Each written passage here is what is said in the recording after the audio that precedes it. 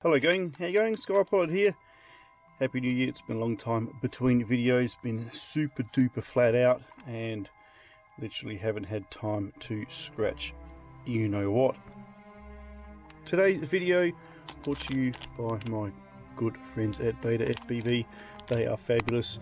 If you are new to my channel and you haven't heard of Beta FPV, then check on the link below and go straight to the website and check out all the awesome Beta FPV gear they have. Quads, whoops, receivers, radios, everything.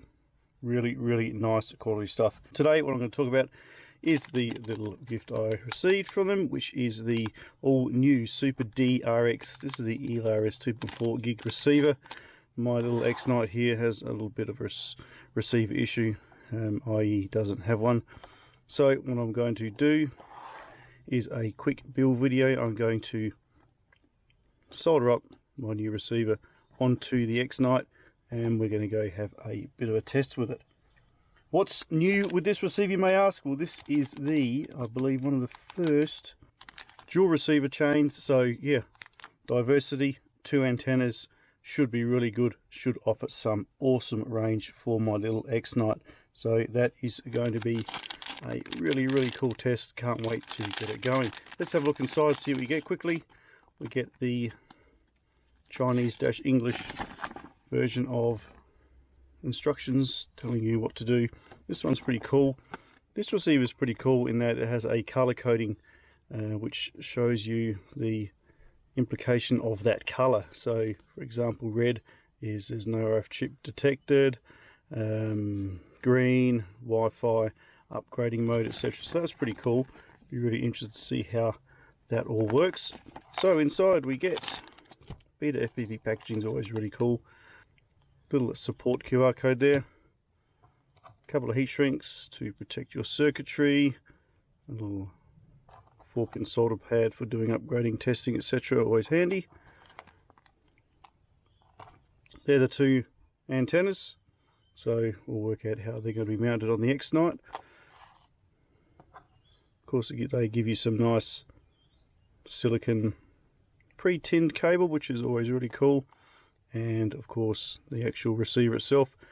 I'm going to whack a pitch up on the screen now, so get ready with that pause button and you'll get a nice close-up of this cool diversity receiver. I can hear you all out there now saying, yeah, but what does it weigh with those 2 antennas? So receiver, we're looking at 1 gram, 2 antennas, a little bit of wire, 3.4 grams, light as a feather. Okay, time to get cracking, get the solder iron fired up, and let's get this thing connected to my X-Night. I need to mount these antennas. Recommended that they are mounted apart from each other, and they do say they should be mounted vertically, which is up like that, which probably won't really work. So I will mount them horizontally underneath the arms there. Or I might try something else, not too sure yet. Let's see how we go. Okay, enjoy the music, enjoy the fast forwarding, and let's get this thing wired up.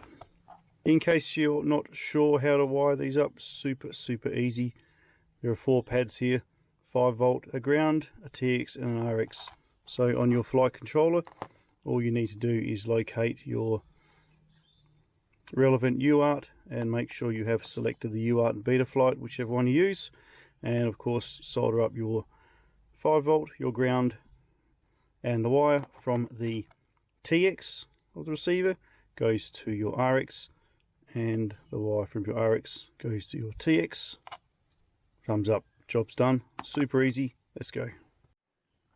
For this job, I'm just going to be using my trusty little T100 solder, a little bit of cleaning wire, got my homemade smoke stopper, a little bit of solder, power supply, and that's pretty much it really. So I'll just start off with putting a little bit of solder, or as my friends in the States like to call it, some tin, on the 4 points, and then we are good to go.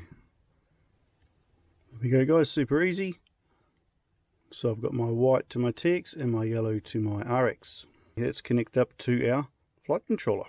Okay, everybody's nicely soldered into place. Quick tip, slide on your heat shrink before you put your little Moxon antennas on. otherwise you're going to be stuck. And take a lot of care. If you've got a magnifying glass, just use it for this part. These little connectors on these antennas do bend over and destroy easily, so you want to get that pretty precise on that connector before you do the final press.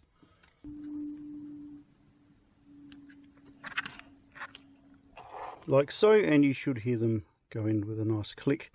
Now, before I do any heat shrinking, etc., I'm going to fire this up. And a quick tip, make sure you do place it, if you are going to close it up, make sure you do place it with the 4 processor boards facing up, because this is the side the little LEDs are on, so you can see what colour and what program, what parameter you're running. Otherwise you won't be able to see it. So I'm going to leave this like this, and we're going to do a quick bench test. First of all, let's fire it up. Make sure nothing goes boom boom. Okay, ooh, very pretty lights. We are left with a flashing orange, slow flash orange, yes, so that means it's waiting for the connection. So I need my radio master. Welcome to OpenTX. Throttle warning. Okay, so it's now flashing green. And I haven't actually done anything. I do have my ELRS setup turned on.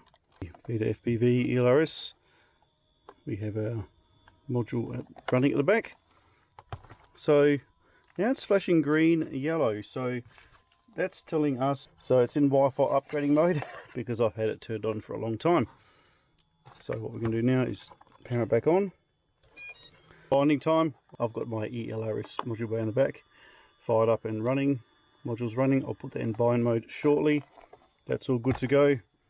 So once you're happy and it's running as it should, what you need to do to get into binding mode without plugging it into Betaflight is power it on and off 3 times, quick succession.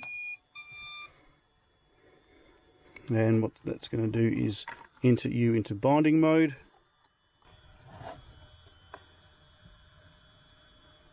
You see the light flash orange twice in a row, which means you are now in binding mode. There we have our solid colour, so super easy to bind.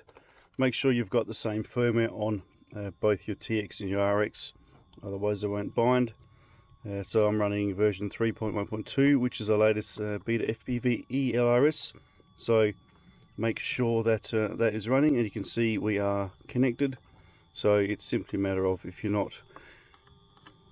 haven't connected it for the first time, go into bind mode, push down to bind mode once you've powered this on 3 times quickly, and you'll then see a flashing orange light, and push bind, job's done. This came from the factory because it is relatively new, in fact very new. This came out with version 3.1.2, so all I need to do is update my TX on the rear here to 3.1.2, good to go. So now that I'm happy that it is bound, configured, soldered, working correctly, I shall apply some heat to my heat shrink here, put it back together and head outside. Thank you. And head outside and let's see how this diversity receiver performs. Should be good. So I'm going to apply my heat shrink with both antennas directly out, as I'm going to put them on opposing arms.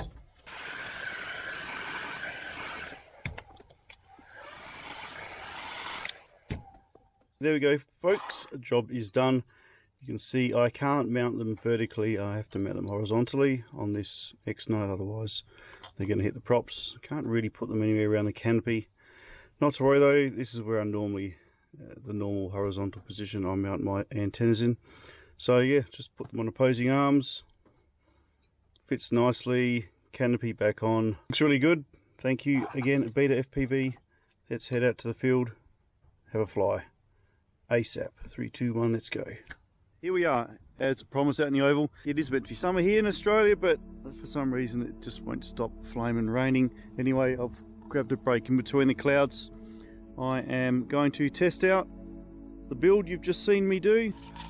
Of course, links below for the Super D dual diversity receiver from Beta FPV. Let's have a fly around and see how our telemetry goes with our range. I think it's going to be pretty cool, and I'm fairly confident that my VTX of the little X-Night here is going to fail before my receiver does. Not to worry, should be good. Let's get her up and have a rip around. Okay, off we go.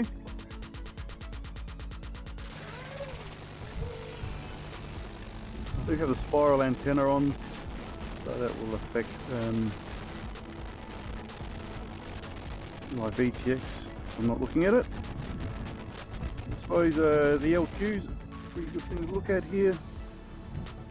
I have flown with this X-Night a few times around here, so I do know how far I can get before I start to lose a bit of signal with my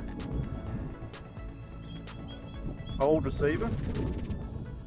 I'll tell you right away, we're going to be losing VTX long before I lose anything else. Bit of break up there. LQ5 at 100, and that hasn't actually changed yet. Really windy here, guys. This is terrible weather to be flying in. A little bit of interference going on.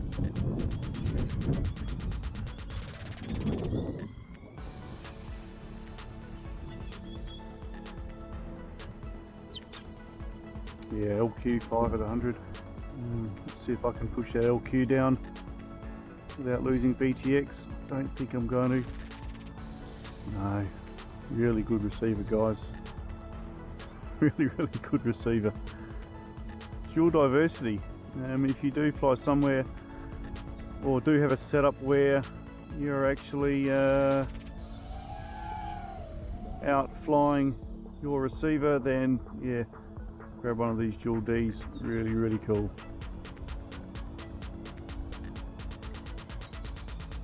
I might just quickly zip back and put a different antenna on my sky zones.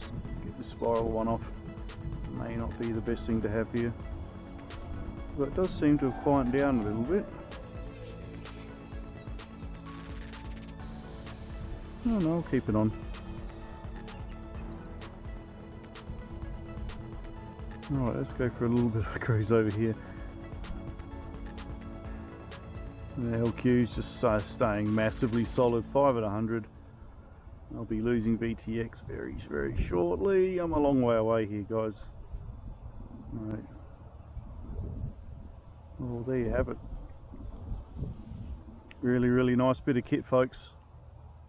Super D, dual diversity, ELRS receiver, fabulous.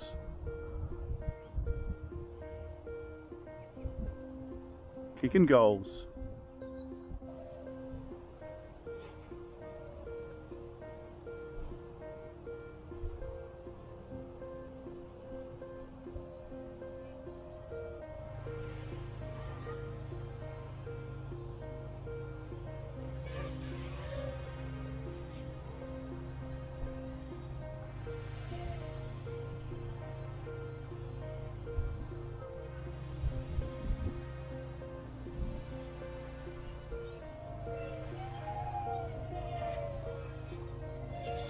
And there goes our battery.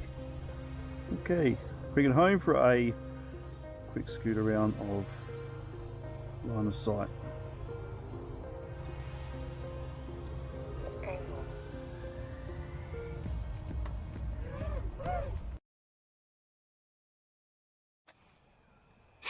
There we have it, guys. Super D dual diversity ELRS receiver. I might need to put it on a long ranger just to see exactly how far it's going to go, but I think it's going to go a flaming long way, certainly further than I can take my little X-Night today. Lots of fun, drop us a like, lots of fun, guys. Good bit of kit, folks. Really nice bit of kit. Hope you got something from my install video. Drop us a comment, drop us a like. See you again real soon in the sky. Bye for now. Geez, I lost it. Oh, there it is.